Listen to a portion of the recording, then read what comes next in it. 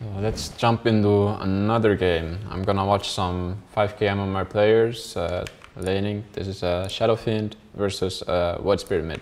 Probably already looking at the heroes. Void Spirit versus Shadow Fiend. Not the ideal lane for Void Spirit. Shadow Fiend is very good against all melee heroes, almost always. The raise spam is too much damage to deal with, for almost every hero. So I would say this Shadow Fiend is favored heavily on this lane. So let's look at the starting items. Shadow Fiend starts with pretty basic Shadow Fiend items. Goes for the mangoes already. This is kind of standard for Shadow Fiends nowadays. They already buy mangoes in the start, so they can keep spamming the Shadow Rage. So let's look at here. Okay, this guy, he decided to go for a magic stick. It's 200 gold. It's alright. It's alright against Shadow Fiend, but I probably would still decide to go for more stats, get more damage, so you have an easier time last hitting. It's a decent item against some heroes like Shadow Fiend, maybe Zeus, but maybe Storm.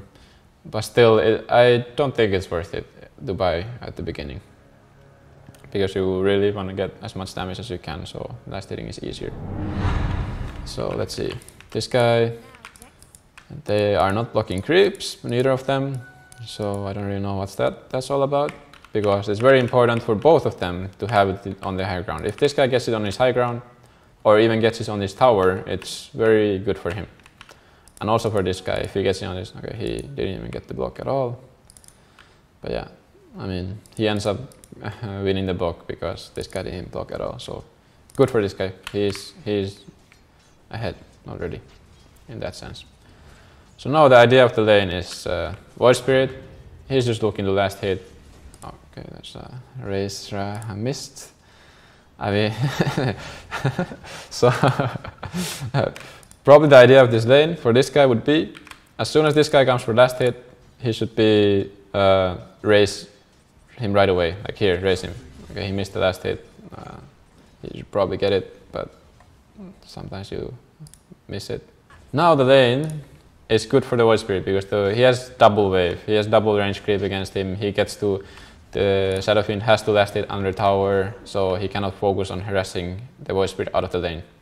This is already also good for the Void Spirit. Okay, get some harass on the Shadow Fiend when you can. He's low HP.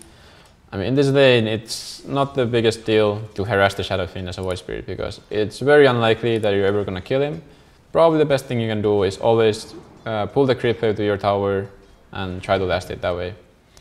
Or you can take the very aggressive approach of trying to kill the Shadow Fiend, but it's usually gonna backfire. But it can work, but it's very risky. So again, good for the Void Spirit, getting it under the tower. Overall, I would, as a Void Spirit, at this point I would be very happy how the lane is going. Obviously there's been a lot of misplays here and there. I wouldn't probably skill this spell against Shadow Fiend because you're not gonna kill him. Your game plan is not killing the Shadow Fiend early. Your game plan is to get last hits and get the most out of the lane. Like here, using these spells to try to make some cute plays to get like a little bit of harass on the Shadow Fiend it's waste of mana basically. Like it's not gonna work. It's just like very unlikely that you make this play work. Of course, if you want to try to make some flashy plays, then yeah, go for it. But but yeah, Shadow Fiend trying to be aggressive again, but he already kind of ruined his lane by, first of all, not blocking the wave, not using his raises efficiently to harass him on the Void Spirit. Still, Shadow Fiend, he's gonna come on top. He has 12 Necro Mastery stacks, and his damage is way higher than the Void Spirit. As you can see, every time Void Spirit goes for a last hit, he should do this, and that was a good play by Shadow Fiend there. Like, that's what he should do all the time when the Void Spirit comes for a last hit. And always he should bring more mangoes. He's running out of mana, bring more mangoes. He finished his raid ban, not sure if I would do this. It's 200 gold to finish it. You only get 5 attack speed and armor. Armor doesn't do anything in this lane, so you only get 5 attack speed for 200 gold, which is very bad for the money. Instead you get a bot 3 mangoes, or you could get a faster bottle. And here it's starting to be time for the rune. So this matchup, both of them, they want rune, obviously. This guy already has his bottle. It's very important for him to get the rune. So far, the lanes, as you can see, it's pushing into the Void Spirit. It's very hard for the Void Spirit to get the rune, because if he goes for the rune, he's gonna lose 2 range creeps, probably some of this wave also. So it's very easy for the Shadow Fiend to just go for the rune and pick it up. And also, he's the stronger hero, so if Void Spirit comes there, he cannot fight him back. So here, if you're a Shadow Fiend, you should keep pressuring him under tower, look where the rune spawns and go for it. Like, there's no counterplay from the Void Spirit. There's no way he can fight you. But instead, what the guy decides to do is go for this camp here. It's just, yeah, he's stacking a camp. He is trying to maximize, but he's not really thinking. He's not really thinking what he should do, because now what ends up happening? This guy has a bottle. He gets to fill it with DD rune, which is very crucial for the lane. Instead, he could have the rune.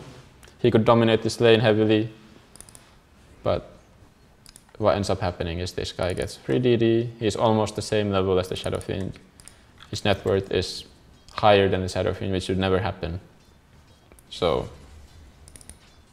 big misplays by the Shadow Fiend in this lane. He should be way more aggressive in this lane and push his advantage against the melee hero. And once Void Spirit hits level 6, the lane actually turns for the Void Spirit. If you get level 6 Void Spirit early, like this, he kind of ruined his game on the Shadow Fiend, so he's probably gonna get fast level 6.